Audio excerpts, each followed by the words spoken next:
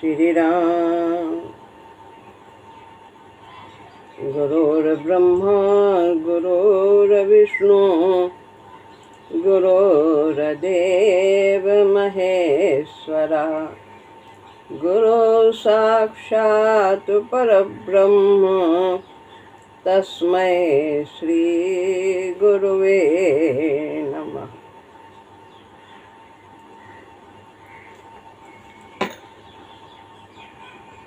श्रीमद् भगवद गीता अध्याय 7 श्लोक है 26वां।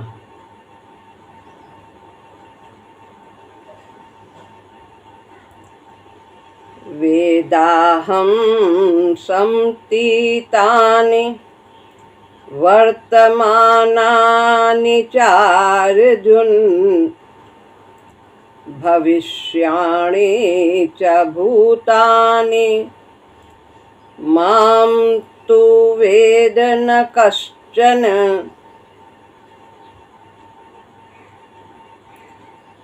अर्थ है,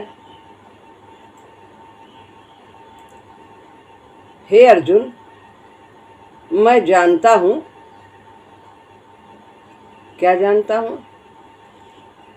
बीते हुए जो समय बीत गया है अतीत काल का और वर्तमान का तथा होने वाले भूतों को, सभी को मैं जानता हूँ। जो पहले हो चुके हैं, जो आज हैं और जो आगे आने वाले हैं, सभी भूत प्राणियों को मैं जानता हूँ, परंतु मुझे कोई नहीं जानता। भगवान को तीनों कालों का ज्ञान रहता है।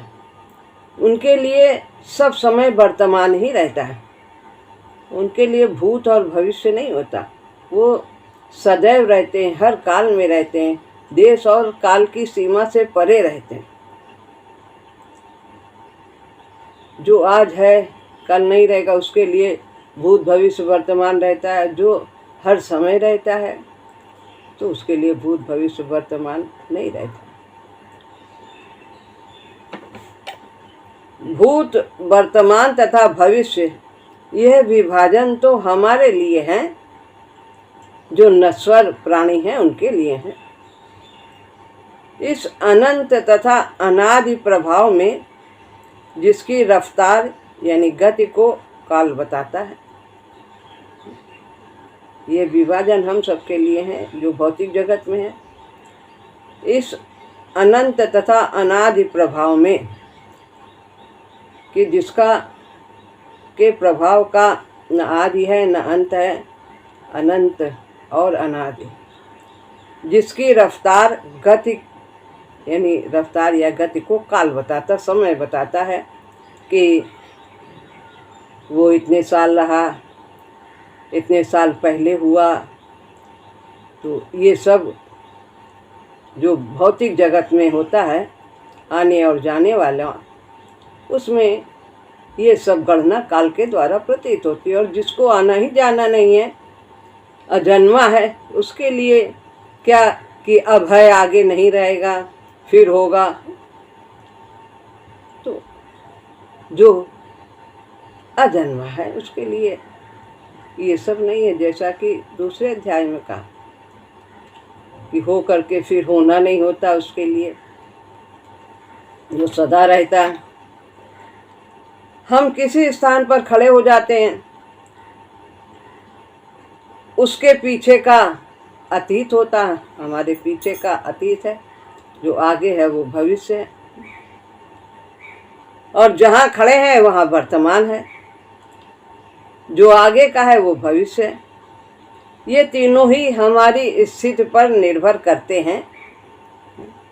हम आज जहाँ खड़े हैं वहाँ वर्तमान है। हम और पीछे खड़े हो जाएं तो वहाँ वर्तमान हो जाएगा। जहाँ आज खड़े हैं वो भविष्य हो जाएगा। तो यह तीनों ही हमारी स्थिति पर निर्भर करते हैं। उनका अपना निजी कोई स्वरूप नहीं है, भूत, वर्तमान और भविष्य का। जहाँ पर हम खड़े होते हैं वो वहाँ वर्तमान है। हमारे जो पीछे है वो भूत हो जाता है, जो हमारे आगे आने वाला है वो भविष्य हो जाता है। ये हमारी खड़े होने की यानी हमारे टिकने की स्थिति पर निर्भर है। सतयुग हमारे लिए भूत है और जो उस समय में थे लोग, उनके लिए वो वर्तमान था। सूर्य जिसे हम देखते हैं वो हमसे हजारों मीलों की दूरी पर है। वहां से प्रकाश को हम तक पहुंचने में 7 मिनट के लगभग लग जाते हैं।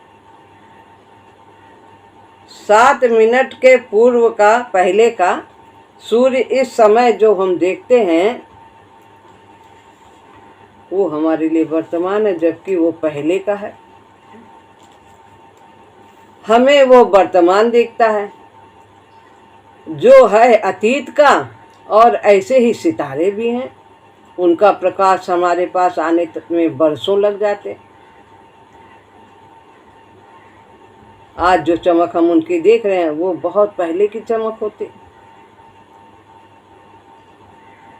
सितारे हैं ऐसे, और सौर मंडल में जिसका प्रकाश हम तक पहुंचने में बताते हैं, इसी प्रकार सितारे का भी जो सौर मंडल में है और उनका प्रकाश हम तक पहुंचने में वर्षों ले लेता है। क्या अर्थ है उसके विषय में वर्तमान का? तो यहाँ पर वर्तमान भूत भविष्य का क्या अर्थ है? तो ये हमारी स्थिति पर निर्भर करता है कि हम कहाँ पर हैं। दूरी पर जो मिनटों पूर्व गर्जना हुई थी बिजली की, सो हमें अब सुनाई देती है, उसके भी आने में समय लगता है। तो जब हमारे पास आती है तो हम कहते हैं अभी आई है, वर्तमान है। पहले वो कब गरजी थी। अतः यह काल का ज्ञान तो सापेक्षिक ही है कि जब हम उसे देखते हैं, अनुभव करते हैं, तभी हम उसे वर्तमान की संज्ञा देते हैं। जिसकी चेतना निस्सीम है, प्रभु की चेतना निस्सीम है, सीमा से रहित है, काल से बंधी नहीं है, उसके लिए सभी वर्तमान है। भूत तथा भविष्य भी वर्तमान है, और वर्तमान तो वर्तमान है ही। जिसकी दृष्टि विशाल है, हम ऊपर छत पे खड़े हो जाएं तो हमें जो जितना कुछ दिख रहा है वो सब सामने ही अपने आगे का ही दिखेगा। और यदि हम नीचे खड़े हो जाएं तो कुछ आगे का दिखेगा, कुछ पीछे का दिखेगा, कुछ हमारे पास दिखेगा। तो ये हमारी स्थिति पर निर्भर करता है। और भगवान तो सर्वत्र हैं, सर्वव्यापी हैं, तो उनके लिए आगे पीछे भूत वर्तमान कुछ नहीं। तीनों काल में वे रहते हैं। जिसकी दृष्टि विशाल है, अपने आगे तथा पीछे, दाएं और बाएं एक ही समय में सभी और समान रूप से देखती है। जैसा कि अभी उदाहरण दिया कि हम नीचे खड़े होंगे तो आगे पीछे दिखाई देगा, अगर ऊपर से देखते तो कितना कुछ दिखाई देता है। जो आगे दिख रहा था वो भी आगे दिखता है, पीछे वाला भी आगे दिखता है, सब कुछ दिखता है, समान दिखता है। उसके लिए सभी सामने हैं, कुछ आगे अथवा पीछे नहीं है। वह देश की सीमाओं से अतीत है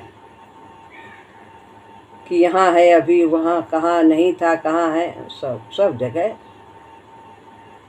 इसी प्रकार से काल की सीमाओं से भी वह अतीत होता है। वह त्रिकालज्ञ होता है, सब कुछ जानने वाला है। परमात्मा कहते जो पहले भूत प्राणी हुए उनको भी मैं जानता हूँ, जो वर्तमान में हैं उनको भी मैं जानता हूँ, और जो आगे आने वाले हैं उनको भी मैं जानता हूँ, पर तू नहीं जानता है। अर्जुन से ऐसे पहले कहा। भगवान में रहता हुआ तो सभी कुछ प्रकट होता है, सभी कुछ तो उसी के अंदर ही है, और वो सब में है। विराट रूप में सब कुछ तो उन्हीं के अंदर अर्जुन को दिखाई दिया। पहाड़ पेड़ सब और सागर, जितने भी प्राणी हैं, देवी देवता हैं, सब कुछ उन्हीं के अंदर देखा। और वे सब में व्याप्त है आत्मा के रूप में। देश तथा काल के पर्दे पर भगवान में रहता हुआ तो सभी कुछ प्रकट होता है। सब कुछ उन्हीं के अंदर ही प्रकट होता है। हम सब उन्हीं के अंदर हैं, सब कुछ, सारा ब्रह्मांड और दिखाई दे रहा है।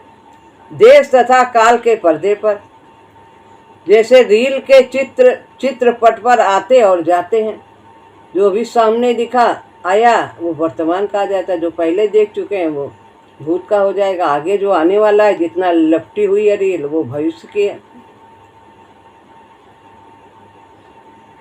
जैसे रील के चित्रपट पर आते जाते निकलते जाते पर रहते हैं सब उसी में, ऐसे ही सभी उसी में रहता हुआ निकलता है। उत्पन्न होता है, स्थित होती है और लय होता है। काल स्वयं भगवान के गर्भ में रहता है। महाकाल है, मैं महाकाल हूँ। जो जब अर्जुन ने पूछा कौन है आप, डर गए थे रूप देख के, तो कहते मैं महाकाल। लोग मूढ़ कैसे हैं यह बताने के लिए कहा है। मुझे तो कोई नहीं जानता, इसीलिए उन्हें अज्ञानी कहा है। कि मैं सभी कुछ जानता हूँ, मेरे लिए देश काल की सीमा नहीं है कोई। पर लोग मुझे मनुष्य करके मानते हैं। मैं उतने तक ही सीमित नहीं रहता हूँ। ये तो मेरी एक झलक मात्र है, लीला करने के लिए। भगवान सभी भूतों को जानते हैं, परंतु भगवान को कोई नहीं जानता। जो भगवान से युक्त होता है वो उनको जान जाता। तो क्यों कहा ततो माम तत्वतो ज्ञात्वा विशते तदंतरम। 18वें अध्याय के 55वें श्लोक में कहा है, मुझे तत्व से जानकर मुझ में प्रवेश कर जाता है। कौन? ज्ञानी प्रेमी भक्त। तत्व से जान करके कि मैं क्या हूँ, मेरा परम तत्व क्या है, जो पीछे कहा गया है कि अविनाशी है, गुणातीत है, अजन्मा है, अनादि है, आदि आदि बताया। अनुत्तम है, मेरे से उत्तम कोई नहीं है, अद्वितीय है। कितनी बातें। जो ये सब जान जाता है वो भगवान को जान जाता है। जानने का मतलब ये नहीं बुद्धि से पढ़ लिया, उसको अनुभव किया, उसको मानना है, ऐसा विश्वास दृढ़ रखना। तो मुझे तत्व से जानकर मुझ में प्रवेश कर जाता है। और भी ज्ञातुम द्रष्टुम च तत्वेन प्रवेष्टुम च परंतप है। मुझे जान भी जाता है तत्व से, मेरा दर्शन भी कर लेता है, मुझ में प्रवेश भी कर जाता है। ऐसा कौन? जो अनन्य भक्त है। हे वीर, जानना, तत्व से देखना और प्रवेश पाना। अब बताते हैं ये तत्व से जानना क्या है। 3 बातें कहीं। वो तत्व से मुझे जान जाता है, दर्शन कर लेता है, देख लेता है और मुझ में प्रवेश कर लेता है। तो यह तत्व से जानना क्या है? तत्व से जानना क्या है और वह न जानना क्या है? यह न जानना तो सर्वसाधारण लोगों के लिए कहा है।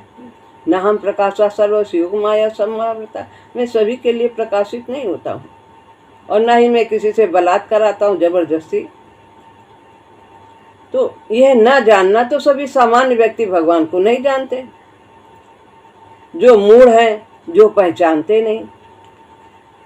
आखिर महाभारत में भी तो भीष्म व्यास आदि थे जिन लोगों ने भगवान को पहचान लिया था। व्यास जी जानते थे,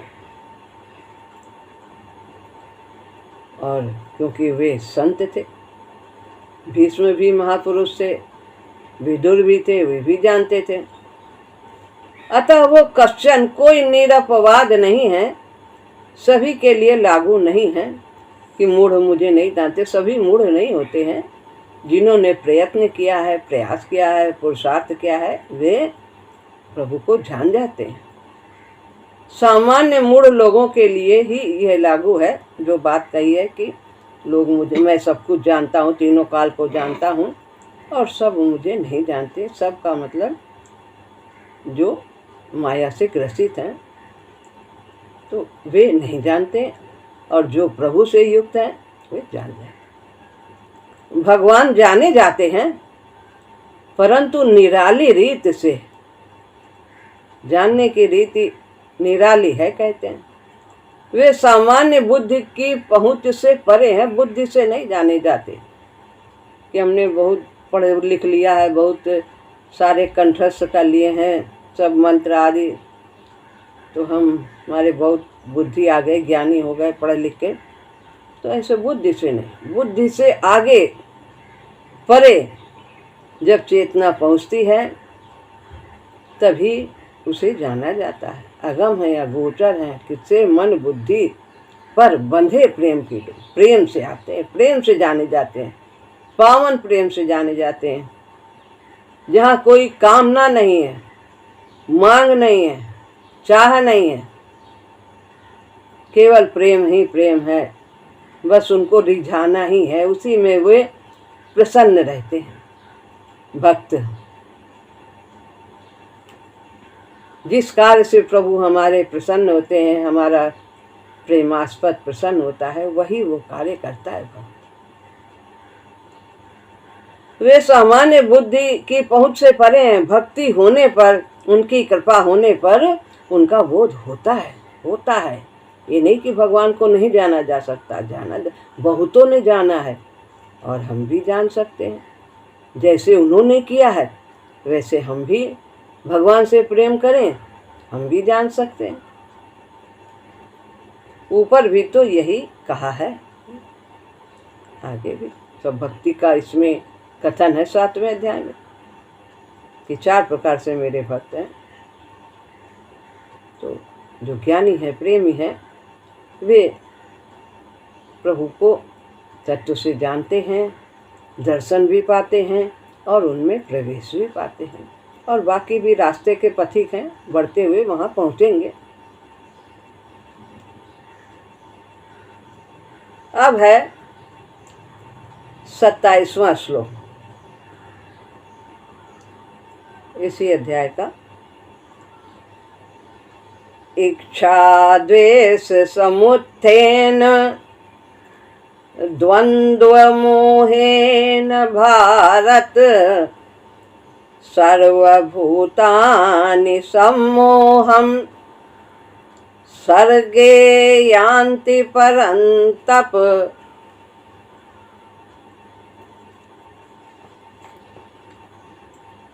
सृष्टि में इच्छा तथा द्वेष से पैदा होने वाले द्वंद्वों के मोह से सभी भूत हे परंतप सम्मोह को प्राप्त करते हैं। ये मूढ़ कौन है, कैसे मूढ़ता इनमें आती है, तो उसके बारे में बता रहे हैं कि वे जो मूढ़ है वो मुझे नहीं जानते, और ये मूढ़ता अज्ञानता क्यों आती है, कैसे आती है। परंतप शत्रुओं को तपाने वाले वीर अर्जुन संबोधन है अर्जुन के लिए। सर्गे यानी सृष्टि में यह जो रचना है, इसमें जो सृष्टि की रचना है जो हम सबको दिखाई दे रही है, विभिन्न प्रकार के प्राणी पदार्थ हैं, वो सब सृष्टि कहे जाते हैं। और जो प्रकृति के बंधन में बंधे हैं, सभी भूत सम्मोह को प्राप्त करते हैं। मोह होता है, लेकिन जो अधिक गहरा मोह है उसे सम्मोह कहते हैं। निकलने का रास्ता ही नहीं सूझता, उसी में ही सुख अनुभव करते हैं, इससे ज्यादा कुछ है ही नहीं, भोग और संग्रह बस। सम्मोह होता है गाढ़ मोह, घनी अचेतना अवस्था, जिसमें कुछ भी ज्ञान न रहे, वास्तविकता का पता ही न हो, क्या सत्य है क्या असत्य है, क्या लेके हमें जाना है, हमारे साथ क्या जाएगा, कौन है अपना, मैं कौन हूँ, मुझे कहाँ जाना है, मेरा वास्तविक निवास क्या है, ये सब कुछ बोध नहीं रहता। वास्तविकता का पता ही न हो जिस अवस्था में, उसे सम्मोह कहते हैं। दूसरे अध्याय में हम लोगों ने पढ़ा है, अध्याय तो विषयानुपंसा। ये कैसे आती है ये स्थिति? विषयों का चिंतन करने से, इच्छा करने से। जितना चिंतन करेंगे और इच्छा दृढ़ होगी। तो विध्याय तो विषयानुपंसा संगस्ते सुपजायते। जितना चिंतन करेंगे उतना ही विषयों के प्रति आसक्ति होगी, तो और फिर कामना बढ़ेगी, और कामना की पूर्ति न होने पर क्रोध आएगा। क्रोधादिभव सम्मोह, क्रोध से सम्मोह मूर्ता आ जाती, और फिर बुद्धि का नाश हो जाता है, पतन हो जाता है, स्मृति गड़बड़ा जाती। द्वंद्व मोहेन, अब कहते मोह से बढ़कर यह सब मोह कैसे होता है? कैसे होता है? द्वंद्व मोहेन, द्वंद्वों के द्वारा किए गए मोह से। द्वंद्व है क्या? सुख और दुख, यही द्वंद्व जोड़े हैं, अनुकूलता और प्रतिकूलता। इसी के सब है रूप प्रतिरूप, मान अपमान, आशा निराशा, संयोग वियोग, स्वस्थ अस्वस्थ, ये सब अनेक प्रकार के जो है ये द्वंद्व हैं, जोड़े हैं। एक है तो दूसरा है उसके साथ। द्वंद्वों के द्वारा किए गए मोह से हमें मोह होता है। हमें मोह क्या होता है कि सुख बना रहे और दुख ना आए, यही मोह है। दोनों के प्रति मोह है। दुख के प्रति क्या है कि ये ना आए, और सुख के प्रति क्या है, ये बना रहे। ऐसा सामान्य प्राणी सभी चाहते हैं। सुख हानि, लाभ मान अपमान आदि द्वंद्व जब व्यक्ति पर बीतते हैं तो भीतर विषमता पैदा हो जाती है, संतुलन गड़बड़ा जाता है, समता नहीं रहती। सुख के आने में भी विषमता हो जाती है, अहंकार में भर जाता है, दुख आया तो भी व्याकुल हो जाता है, दोनों में विषमता आ जाती है। उस विषमता से दृष्टि विकृत हो जाती, देखने की जो है हमारी सोच विकृत हो जाती है, विचार गलत होते हैं, संकुचित दृष्टि होता है, जिसमें सुख ही अच्छा लगता है और दुख बुरा लगता है। ऐसा ही लाभ हानि, मान तथा अपमान के विषय में होता है कि लाभ ही लाभ हो, हानि ना हो, और सब में हमारी बड़ाई हो, निंदा ना हो, यही चाहते हैं। इस भीतर की विषमता के कारण व्यक्ति वास्तविकता को नहीं जान पाता। तो यही इच्छा है और यही द्वेष है। इच्छा सुख की रहती है, द्वेष प्रतिकूलता की रहती है कि ये ना ये ना है ना। यो न हृष्यति न द्वेष्टि न सोचती न कांक्षति, शुभाशुभ परित्यागी भक्ति मान्य समय प्रिय। भक्ति मान्य समय प्रिय, वो जो है वही मुझे प्रिय है, जो विभिन्न विषमताओं के आने पर सम रहे, कामना न हो, द्वेष न हो, हर्षित न हो, शोक न हो। सब कुछ आएगा लेकिन उसमें सम रहना। क्यों आएगा सब? क्योंकि हम यहाँ पर आए हैं, कुछ किया है तभी तो आए हैं, कुछ मिश्रित कर्म किए हैं, कुछ न कुछ है साफ करने के लिए, तो उसको तो हमें साफ करना है ना, संस्कार नया नहीं बनाना।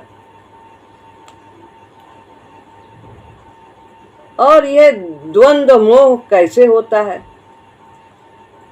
अभी होता है सम्मोह, कैसे होता है? द्वंद्व मोह से होता है। और द्वंद्व मोह कैसे होता है ये बता रहे हैं। द्वंद्व मोह, ये जो जोड़े हैं इनके प्रति हमारा कैसे मोह होता है कि एक आए एक ना आए।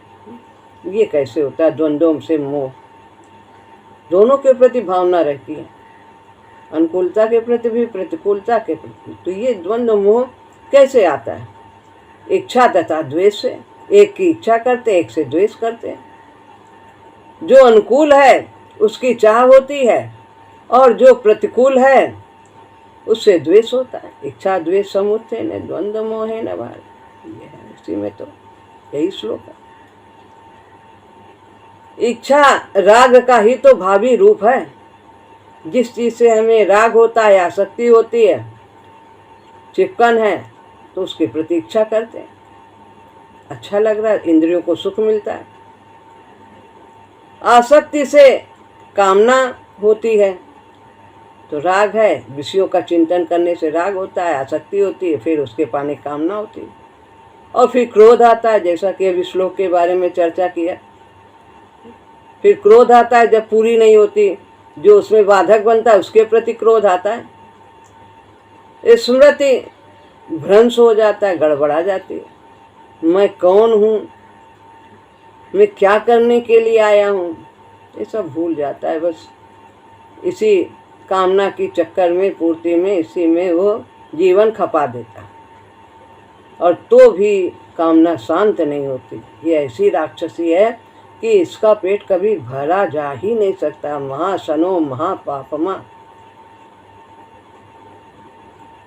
बुद्धि नाश हो जाती है, बुद्धि काम नहीं करती, उचित अनुचित का विवेक खो जाता है, और फिर पतन हो जाता है, विनाश हो जाता है। यानी पतन विकास की जगह विनाश हो जाता है। मोह तो बुद्धि नाश की अवस्था है, तो यही सम्मोह, गहरा मोह हो जाता है। इस सारी परेशानी का मूल पतंजलि ने तो ऐसा देखा, अविद्या, अस्मिता, अहम भावना, राग द्वेष तथा अभिनिवेश, अपने अलग अस्तित्व को बनाए रखने की इच्छा, ये जो है यह क्लेश। अभिनिवेश का अर्थ है अपने अस्तित्व को, अपने अलग अस्तित्व को बनाए रखने की इच्छा, कि मैं हूँ, सबसे अलग हूँ, सबसे बड़ा हूँ, विशेष हूँ। ये सब अहंकार की पुष्टि के लिए। तो अच्छे बनो, लेकिन लोगों के दिखाने के लिए नहीं कि हम उनसे अच्छे, हम उनसे तुलना में ना अच्छे बनो। अच्छे होना चाहिए, अच्छे कार्य करना चाहिए, लेकिन तुलना में नहीं, कंपटीशन नहीं करना। हम अपने प्रभु के लिए कार्य करते हैं, उनको प्रसन्न करते हैं, बस। अविद्या, अस्मिता, अहम भावना, तो ये सब जो है यही सारी परेशानी का मूल है, क्लेश है, दुख का कारण है। अज्ञानता, अहंकार और अपने अलग अस्तित्व को बनाए रखने की इच्छा, हम सबसे अलग विशेष दिखें। राग द्वेष रूपी क्लेश सम्मोह का कारण हो जाते हैं। तो यही है राग द्वेष युक्त विषयान इंद्रियश्चन आत्मवश्यैर् विधि आत्मा प्रसाद मधि गच्छति। वही प्रसन्नता को प्राप्त करता है जिसकी इंद्रियां विषयों में राग द्वेष से रहित होकर के विचरण करती हैं। ये चाहिए, ये नहीं चाहिए, ये नहीं। जो हमारी साधना और शास्त्र के अनुकूल हो वही हमें ग्रहण करना।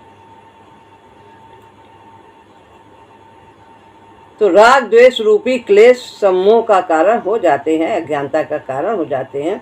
व्यक्ति पथ से कुपथ पर चलता है, रास्ता भटक जाता है, और फिर क्या होता है, दुख पाता है, झाड़ झंकार में फंस जाता है, सही रास्ता भूल जाता है। क्या है सही रास्ता? प्रभु के रास्ते पर चलना, प्रभु की सेवा में रहना, यही सही रास्ता है। सृष्टि काल में ही राग द्वेष व्याप्त होते हैं, प्रलय काल में तो सभी कुछ लीन हो जाता है। जब जहाँ कुछ है ही नहीं अपना व्यक्ति, तो केवल परमात्मा ही परमात्मा है। जब ये स्थिति प्राप्त हो जाती है तो प्रलय काल हो जाता है, उसमें कहीं दूसरा परमात्मा के अलावा कुछ दिखता ही नहीं। सृष्टि कहीं कुछ भी नहीं, सर्वत्र परमात्मा है, भेद दृष्टि रहती ही नहीं, तो कहीं राग द्वेष नहीं रहता। और जब तक सृष्टि काल है सब भूत प्राणी दिखाई दे रहे हैं भिन्न भिन्न प्रकार के, और भेदभाव है, हमारी दृष्टि तमोगुणी रजोगुणी है और हम इन गुणों से प्रभावित होते हैं, तब हमारे लिए सृष्टि काल है। और अन्यथा जब परमात्मा की प्राप्ति हो जाती है तब कहीं सृष्टि रहती ही नहीं, केवल परमात्मा ही परमात्मा रहता है। राग द्वेष समाप्त हो जाता है, राग द्वेष भी लीन हो जाते हैं, ये बताया है, सभी कुछ लीन हो जाता है। यहाँ पर ये श्लोक पूरा होता है और हमें लगता है कल ये गीता विमर्श की पूर्ति हो जाएगी, तो फिर आगे फिर देखते हैं क्या करना है। यहाँ पर यह श्लोक पूरा करते हैं। श्री राम।